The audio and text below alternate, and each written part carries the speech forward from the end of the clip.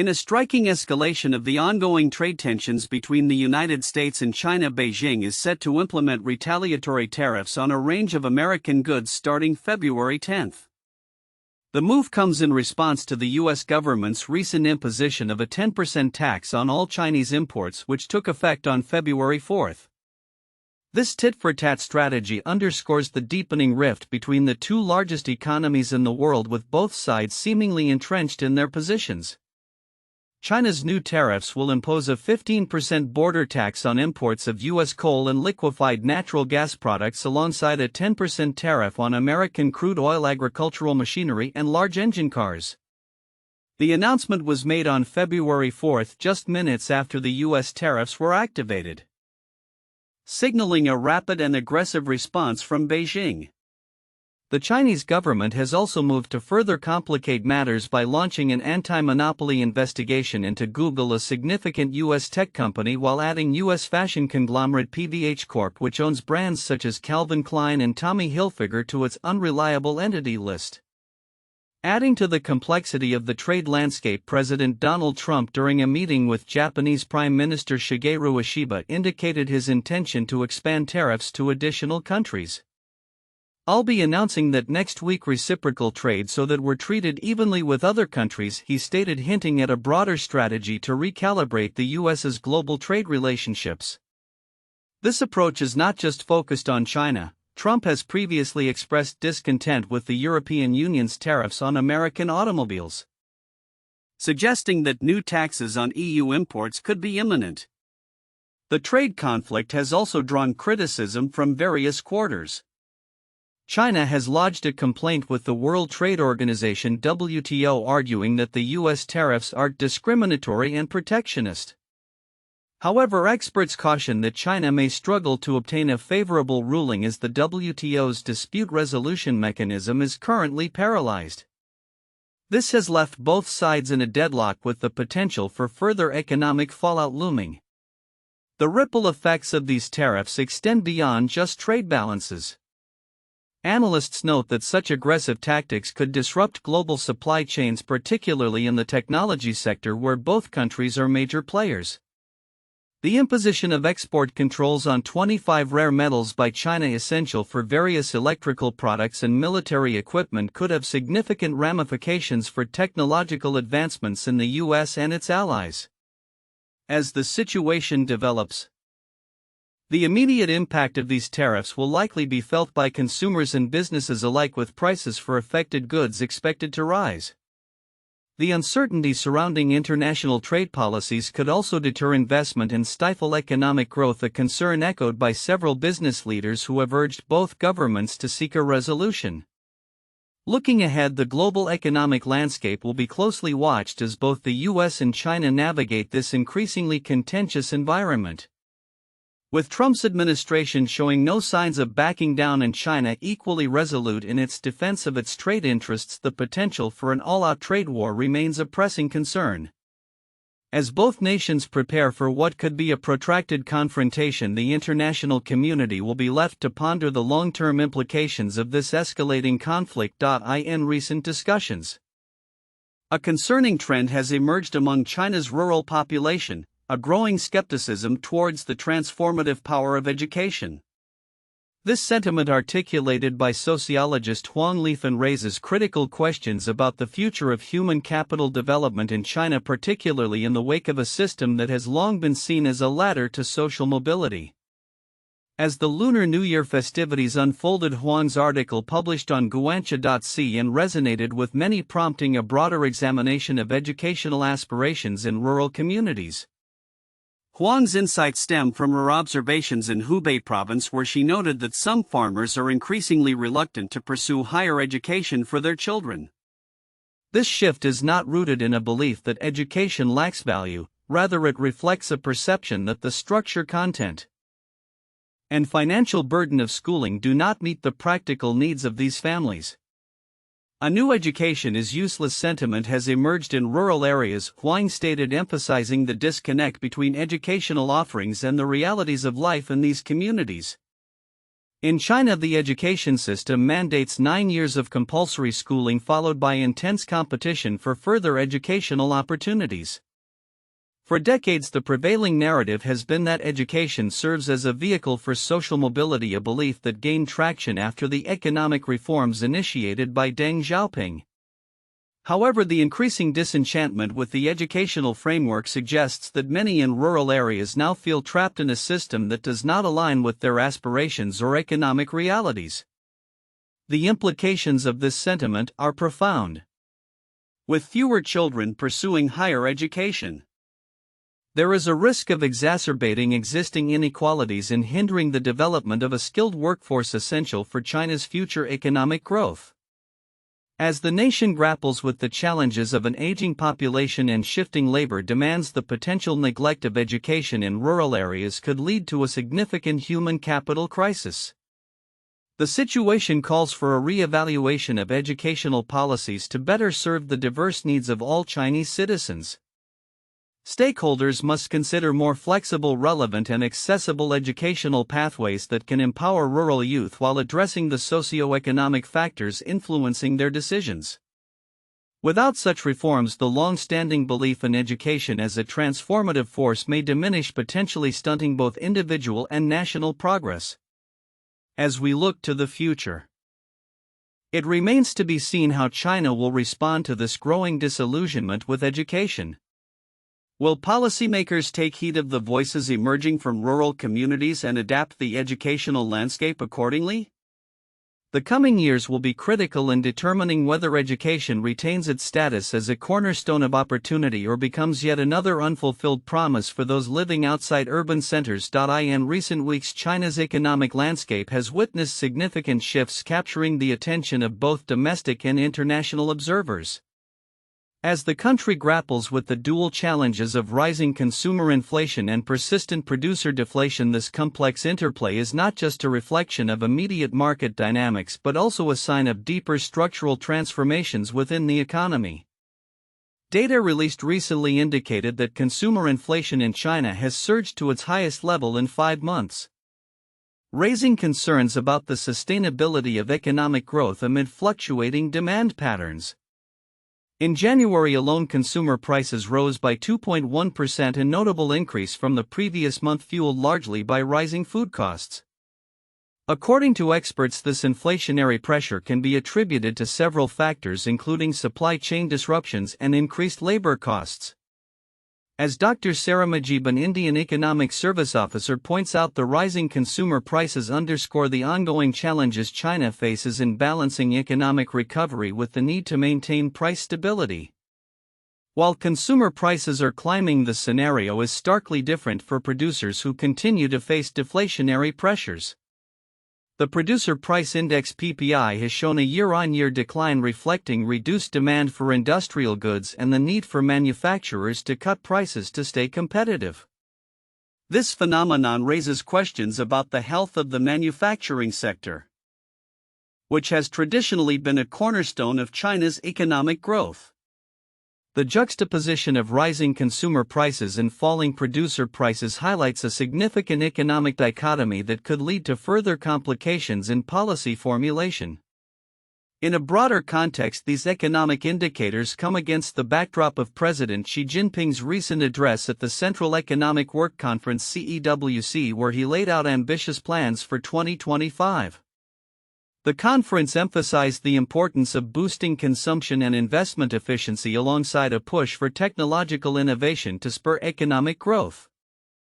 This focus on consumption as a driver of growth is not new.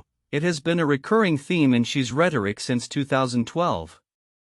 The emphasis on developing new economic sectors such as the debut economy and silver economy signals a strategic pivot towards diversifying China's economic base in response to both demographic changes and evolving consumer behavior.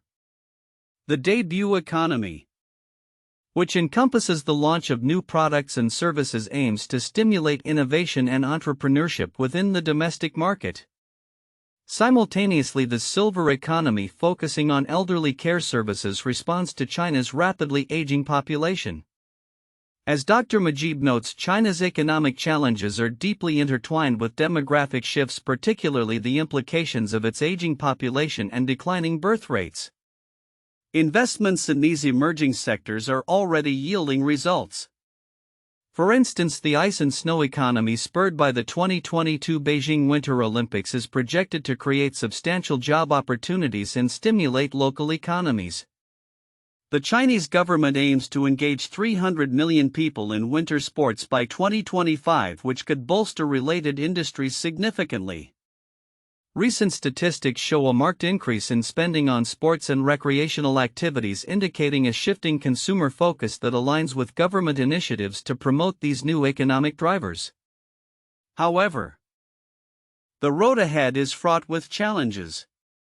The disparity in infrastructure development across regions poses a significant hurdle, particularly for the burgeoning ice and snow economy. As some areas lack the necessary facilities and resources, the growth of winter sports may not be uniform across the country. Moreover, climate change presents an existential threat to winter sports, with unpredictable snowfall and shortened seasons potentially dampening enthusiasm and participation. Compounding these issues is the pressing concern of youth unemployment, which has reached alarming levels. The official unemployment rate for young people aged 16 to 24 exceeded 20% in mid-2023, prompting calls for urgent policy intervention. While the Chinese government has introduced measures to address this crisis, including investments in education and skill development, the long-term effectiveness of these strategies remains to be seen. As China continues to navigate these economic challenges, the interplay between consumer sentiment and producer viability will be crucial. The government's focus on consumption-driven growth may provide a temporary reprieve, but structural issues including demographic shifts and unemployment could undermine these efforts if not addressed comprehensively. Looking ahead, the ability of Chinese policymakers to adapt to these evolving dynamics will be essential in steering the economy toward a more stable and sustainable future. The coming months will be pivotal as the nation strives to harmonize inflationary pressures with the realities of a rapidly changing economic landscape. In an increasingly complex geopolitical landscape, China's recent regulatory framework for military information dissemination has raised significant eyebrows and concerns both domestically and internationally. Announced on February 9, 2025, the regulations issued by 10 government departments, including the Cyberspace Administration of China, aim to control the flow of military-related content online. These new guidelines will take effect on March 1. Establishing a comprehensive approach to managing military narratives in the digital space. The regulations comprise 30 detailed articles that delineate what constitutes acceptable military information. Information categorized as beneficial includes content that highlights the decisions and deployments of the Communist Party of China and the Central Military Commission, as well as narratives that celebrate the military's contributions to national defense and international peace. Notably, the guidelines encourage the promotion of the People's Liberation Army's (PLA) historical achievements and positive image. Conversely, the regulations explicitly prohibit the dissemination of information that could jeopardize national sovereignty and security. This includes any content that challenges the Communist Party's authority over the military, distorts the history of the PLA, or misrepresents China's defense strategies. The regulations also impose strict controls on classified information. Barring the sharing of sensitive military details such as troop movements and defense technologies. The regulations are an important measure to promote the rule of law in cyberspace, stated the Cyberspace Administration, emphasizing their role in combating false military information and protecting military secrets. Wu Qian, a spokesperson for the Ministry of Defense, echoed this sentiment, suggesting that these guidelines will not only standardize military information dissemination but also foster a supportive online environment in preparation for the centenary of the PLA in 2027. This move comes at a time when tensions between China and Taiwan are escalating. Just hours before the announcement of the regulations, Taiwan's Ministry of National Defense reported the detection of 14 Chinese military aircraft and 6 naval vessels near its shores. This marked a continuation of China's military activities, with 9 aircraft crossing the median line into Taiwan's air defense identification zone. The frequency and intensity of these incursions have alarmed Taiwanese authorities and raised concerns about potential military conflict. The broader implications of China's regulatory measures extend beyond its borders. Analysts suggest that these actions are part of a systematic effort to strengthen the Communist Party's grip over military narratives and suppress dissenting views, particularly in the context of Taiwan's ongoing struggle for sovereignty. Moreover, China's military modernization efforts, evidenced by the recent launch of advanced naval vessels capable of amphibious assaults, further highlight the urgency with which Beijing is pursuing its strategic objectives in the region. As the geopolitical situation evolves, the implications of these regulations and the heightened military presence around Taiwan will undoubtedly influence international relations. Observers are keenly watching how these developments will shape regional dynamics, particularly with regard to U.S.-China relations and the responses from Taiwan and its allies. The coming months will be critical as the world navigates the complexities of military posturing, information control, and the quest for sovereignty in an age of rapid technological advancement. In recent developments, U.S. foreign aid cuts, particularly to Africa, have raised questions about the balance of influence between the United States and China on the continent. President Donald Trump's decision to freeze foreign aid through the U.S. Agency for International Development (USAID) has left a significant vacuum, prompting speculation about how China might fill this gap. While some analysts argue that this presents an opportunity for Beijing to expand its influence, the reality may be more complex than it appears. Historically, the United States has invested billions in Africa, funding life-saving programs that have garnered substantial goodwill and influence. For instance, the President's Emergency Plan for AIDS Relief (PEPFAR) has been successful in reducing HIV transmission and has over the years saved millions of lives. However, with the suspension of U.S. aid, more than 30,000 healthcare workers in Kenya alone, many of whom are supported by PEPFAR, are now facing job losses. Charlie Robertson, an emerging markets economist, remarked that Trump's aid freeze is a huge gift to China, suggesting that Beijing could capitalize on this opportunity to enhance its presence in Africa. Nevertheless, analysts caution that the pathway to increased Chinese influence is fraught with challenges. Despite the potential for China to expand its footprint in Africa, the dynamics of international relations and local sentiments may hinder this process. The long-standing perception of Chinese engagement as a form of neo-colonialism persists, which could alienate African nations that may be wary of becoming overly reliant on China. Furthermore, while China has been active in Africa through infrastructure investments and trade, its ability to effectively replace U.S. aid programs may be limited. Many African countries are navigating complex political landscapes and may prioritize partnerships that are not solely based on economic incentives. As such, they might view the U.S. relationship, despite current aid cuts, as more holistic, encompassing health, education, and democratic governance. The broader implications of this situation extend to U.S.-China relations at large. As both nations vie for influence, the U.S. is faced with the challenge of reassessing its strategies. The narrative that China is seeking to supplant the U.S. as the global hegemon has gained traction, but experts argue that this viewpoint may oversimplify the nature of their competition. According to Paul Heer, a non-resident senior fellow at the Chicago Council on Global Affairs, China's strategy is more about maximizing its role within the existing global order rather than outright replacement of the U.S. This implies a complex interplay where both nations can coexist and potentially collaborate on shared interests. As the U.S. contemplates its next moves in foreign policy, the need for strategic engagement with China is becoming increasingly apparent. Recent conversations among policymakers suggest that a transactional approach similar to Trump's previous dealings with other nations could lead to a more nuanced understanding of geopolitical interests. The emphasis should shift from viewing relations through a lens of competition to one of cooperation, especially in areas where mutual benefits can be realized, such as climate change, public health, and economic stability.